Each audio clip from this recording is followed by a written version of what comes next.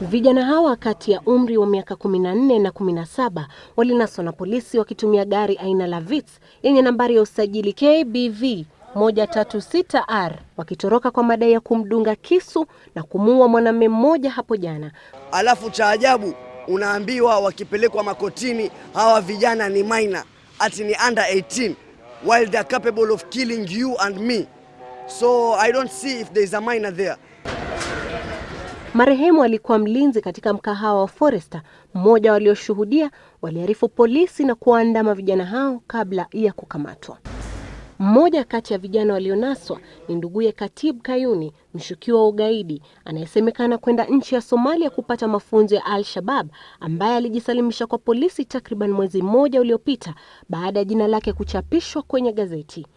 Polisi walipata kisu kinachosemekana kutumika kumdunga marehemu. Hata hivyo, vijana hao wanasemekana kutokuwa na vitambulisho kufuatia umri wao mdogo. Vijana hao wamezuiliwa huku polisi wakiendelea na uchunguzi. Vijana hao wanasemekana kuwakosesha usingizi wakazi wa majengo.